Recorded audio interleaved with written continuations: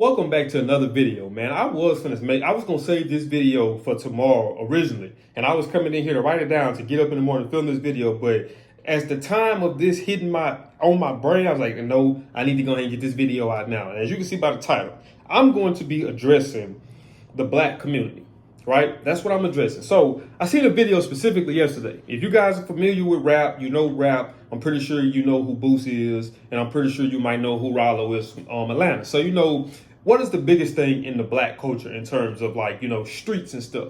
What's the worst thing that you can be called? A snitch, right? Everybody biggest thing, oh, I ain't no snitch. I got to show my paperwork. I got to prove my paperwork because I got a whole bunch of people who don't know me who might think that I'm a snitch. And not knowing that, bro, people going to think what they want to think about you regardless. I don't care how good the proof is. It can be concrete proof that you didn't snitch.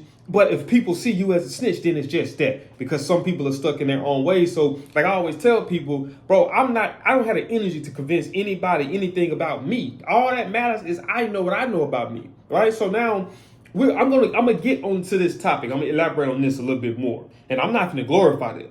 Like, I'm gonna call it out. You know, whenever I see things like that, when I see two black men going back and forth on social media about snitching and paperwork, street stuff, street politics, pretty much. You know, shout out to my man D1. I like the term he used. And, you know, you got some people who look at these guys as OGs, you know, just because, you know, you look at Boosie because of what he's done musically, you look at him as an OG. You don't care about what comes out his mouth outside of music, but you look at that, you equate that to him being an OG. I look at an OG as somebody who gives game, somebody who's trying to steer a person in the right direction. At the end of the day, people gonna do what they want to do. I know that, true enough, but at the same time, you still upholding and you still pushing street politics and street codes. So he used a term called DG, which is a disappointing grown up, because you're in a position to where you're supposed to be reaching back into the youth, and it ain't gotta just be youth that you don't know, man. It could be your own youth and letting them know, bro, this is what I went through, dog. I went to Angola. I went through this. I went through that. If you now, this is my thing. You are entitled to what you want in life. So if you want to go through that, if you want to walk that road, then hey, be my guest at the end of the day. But if you don't want to walk that road, and if you know you ain't built for that road, bro, you might need to go ahead and get off of that path. You know what I mean? So we're gonna get back into. So I want to primarily focus on, you know, the black men in a sense. You know what I mean? So I always hear Charleston White say that boys join gangs, men leave them. You know what I mean? So you still got, you know, 30, 40 some year old men that's still pushing street politics and street codes. And some of them, they're not even in the streets no more. So why are you upholding to this? You know what I mean? Like, I even hear the word snitch getting thrown around with law abiding citizens. They saying I don't want to be no snitch. I'm like, bro, let's make something be honest. We need to clarify the terms of snitch. A snitch is if saying me and whoever's watching this video, if me and you commit a crime, I get caught for the crime, but me and you done it, but they don't know that you done it. And I say, okay, I'm looking at maybe 30, 40 years. And then I say, okay, well, I know what he done this, he done that. And they say, okay, cool. We're going to give you either, you know, a 5 years, or we're going to give you probation, or you ain't going to get into no trouble. That's what snitching is when you do that. But if you report somebody stealing out of a car, that's either, whether it's your car or your neighbor's car, that's not snitching. If you see a kid, if you know that it's a grown up that's probably molesting or having sex with an underage girl, and you report that to the police, that's not snitching. If you are a kid, a young boy, and you seeing a man beat your mama half to death, and you call the police, that's not snitching. If you are a young girl and you're being molested by your mom's boyfriend or your uncle or your cousin or whoever, and you report them to the police or to the school, that's not snitching. So why are we still, why do these men have, you got thousands of people listening to you, thousands of people watching you, young, old, whatever. And that's all y'all got to speak about is snitching or street politics or street bullcrap. Nothing of substance, nothing that can help kids. You know what I mean? You're talking about bullcrap street politics, and these are grown men. Like, you know, I don't see no grown men getting on there and saying anything about, okay, nobody's glorifying nobody's glorifying the black men that's in their kids' lives. Nobody glorifies those. We glorify killers. We glorify gangbangers. We glorify motherfuckers who went to prison, did 30-some years in prison. Now they got to come out and talk about now as prison stories. We glorify that. And that's what we give our energy and attention to. I could tell you several gangsters. I could tell you several of, you know, quote unquote, OGs or whatever. That's what y'all want to classify them as. But how many of us can tell us about successful black men that ain't criminals? You know, successful black men that's actually in their kids' lives, that's actually being respectful to their baby mama or their girlfriend or their mama. You know, somebody who's trying to, you know, do things and put resources in their communities to help the youth. We don't glorify these people. We don't talk about these people, but we talk about the killers, the gangsters, the people who bring no value to the world, because even the music don't bring value. What value? All you talk about is sex, murder, and drugs. That's it. That's the culture. That's what rap is. We don't glorify guys like J. Cole, who actually got lyrics. We don't glorify guys like Kendrick Lamar, who actually got lyrics. I'll tell you straight up, I'm going to be completely honest with you. I don't listen to Kendrick Lamar. You know what I mean? But that don't mean that Kendrick Lamar is not a dope artist. But what my mind is so conditioned to hearing is Boosie, Youngboy, you know, Trill Fan. I'm from Louisiana. That's what my mind conditioned to hearing. So if it ain't really nothing like that, I ain't really trying to listen to it. You know what I mean? But that's because I've become so conditioned to this. I've become numb to this. But when you listen sometimes to these lyrics and you hearing what's being said, you're like, bro, like, they got some problems. Like, you know, like I'm all for it. At the end of the day, you know, somebody make you mad, somebody do something, especially if it's self-defense, then you're going to react how you react and you're going to do what you got to do. But to just sit there and say that that's the type of mind frame that you in 24/7, like, man, that's not good. It's nothing glorified. It's nothing beautiful about that. You know what I mean? Like we got 40-some-year-old men getting on social media and trying to prove to the world or another man that you ain't a snitch. When we start caring about what other men had to say about us or think about us? When did we put that much energy into that? The energy that you putting into trying to convince a whole nother man that you ain't a snitch, you could be putting into your kids or putting into your family or putting into yourself, trying to better yourself. Like if you ain't, you know, like I just be trying to make sense of this stuff, man, because this is all you see. Like I was just sitting here and I was in my bed scrolling. I seen 1090J. He was on Vlad, and I guess Vlad, you know, obviously, you know, Vlad's obsession with black, you know, culture and, you know, prison and stuff like that. And I'm just looking at like, bro, y'all really got this dude, 1090J, coming on here. And he getting on here exposing paperwork. And he's a snitch himself, too. It's been proven. But y'all uphold. But once again, because he's white, you know, y'all don't shame him. But when it's in a black culture to another black man, y'all shame him. But y'all don't shame this guy. And I'm not upholding to neither one of them. I'm just saying, make it make sense. We are guys like Charleston White. Now, do everything that comes out Charleston White's mouth is gold? Absolutely not. It's a lot of stuff Charleston White says that I don't agree with. But when it comes to this within the black community, majority of what he say, I wholeheartedly agree with, because it's a whole bunch of bull crap that's being pushed. It's no substance. Most of what comes out of 90% rappers' mouth in this game is all bull crap. It's nothing to help you.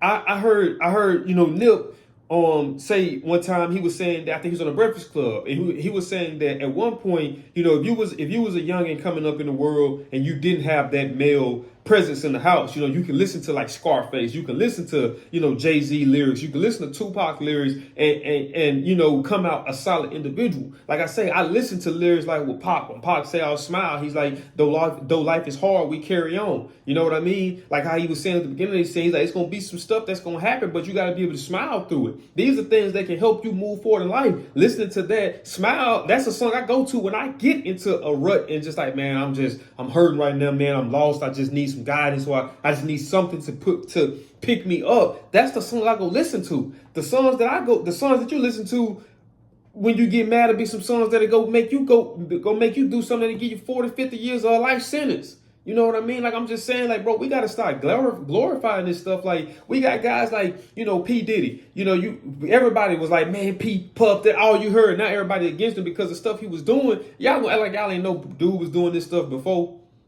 Just because he got caught doing it and put out on Front Street, now y'all saying this. Same thing with R. Kelly. You don't think these people knew that before? But these are the people, because they make good music or they're successful, they got a lot of money, that y'all put these guys up and y'all say that these are our people. You can't send no guy.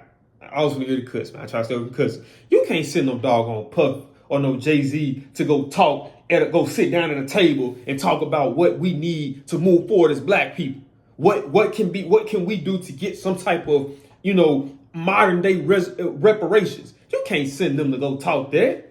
They can talk rap. They can make stuff sound good, but They can't go talk in politics for that. They can't go sit down with somebody meaningful and have some stuff that can act and try to come up with things that could help us as black people. They can't do nothing like that. They can rap. That's what they do. That's like so many ball players. And I love sports, but these guys are only athletes. They're not messiahs. They're not leaders off the court. They're leaders on the court or on the field. I'm not saying that, but I'm saying off to really do things in society that can make a difference.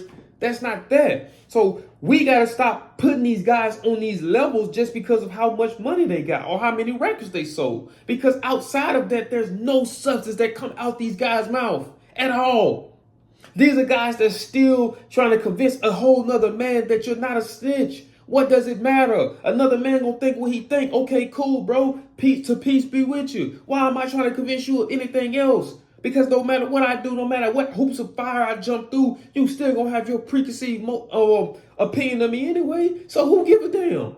You know what I mean? But I'm just saying, but how many of y'all are putting toward that type of energy and investing into your kids, man? That are trying to break the generational cycles that you've experienced from you're supposed to be OGs, DGs, and now you're becoming that DG. You're becoming what you look at in terms of if you ever thought that. When you say, okay, when I look and say, okay, man, I never really had no positive males in my life. It took me 28 years old I'm 28 years old now for me to know that there's jobs in sports other than just being an athlete or being a coach. But the aspect of even being a coach or a trainer was never pushed. Lack of information. You know what I mean? I can tell you how much weed cost. I can tell you how much alcohol cost because these were the things that I was experienced to.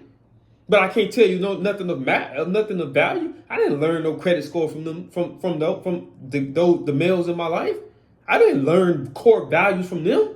I learned core values from other people that I don't even know like that. Just listening to them speak about things that they had to go through and their transitions. And I took from that and applied that to my life. That's the reason why when you see me having this guy right here on my necklace, it's not about, for me, it's not about the music. And I'm not saying his music wasn't good. It was because he gave me a different perspective on life. I'm gonna use an example. This was something. For one, I like the marathon, and that's what I have on the back of it too. TMC, the marathon. The marathon continues, and that could be whatever journey it is on your life, in your life that you're doing, whether it's a spiritual journey, a fitness journey, or whether you're trying to reach this next level of business or whatever. It's always a marathon and a marathon, and we're gonna forever be on a marathon up until we die. But I was having a hard time, and based off of what you're hearing me say now, when I speak about things I don't like. So if I see a man, or if I'm having to work with a man who pushes those street codes and those street laws that bull crap and don't have no substance in it. So it's like, okay, bro, I know you got kids. I know you ain't involved in your kids' life. And for me, that I can't respect that. You know what I mean? I can't respect you as a man because of that. So once I can't respect you as a man, I really don't want to talk to you. I really don't want nothing to do with you because I just know that there's nothing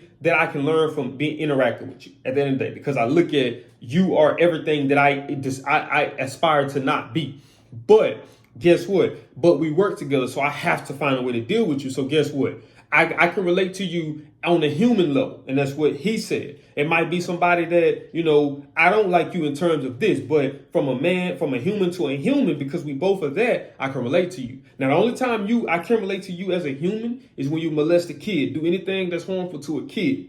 Now, that's when I detached you from human, and I don't give a damn what happened to you. I'm going to be completely honest with you. But as long as you ain't done nothing to that magnitude, you cheat on your girl, you ain't in your kid's life, at the end of the day, okay, cool. You're still a human. So I can respect you to that degree. You know what I mean? But that was something I learned from him. So they gave me common ground to be able to deal with guys that I do not respect at all, or possibly women I don't respect. You know what I mean? So, I just wanted to come on here and briefly touch on that, man. But I get sick of all this crap, just seeing that snitch this, snitch that, all the stuff that's irrelevant at the end of the day. You look at all the stuff that's going on in the world with Hurricane Milton or Hurricane Helene. You look at, things that's going on overseas, and sometimes, I really do think we living in our last days. But the thing is, you got guys, all this going on, real things in the world, and they're still talking about street stuff.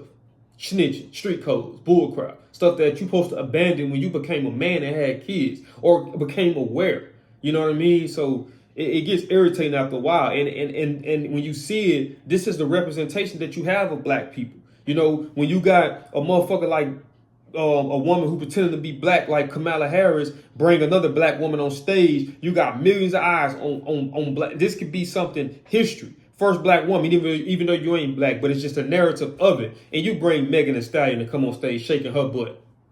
And this is what we're presenting to the world that we are. This is what they're seeing when they see a black woman. A woman that all she can do is shake her ass and lay on her stomach or put her ass up in there. That's all. That's the only value she can bring. But this is what we respect, and this is what we uplift. Ask Megan Thee Stallion to go sit there and have anything politic, talk to the mayor of her state or whatever, and come up with some things she wouldn't even know where the fuck to start at. Because all she do is sell sex. That's it.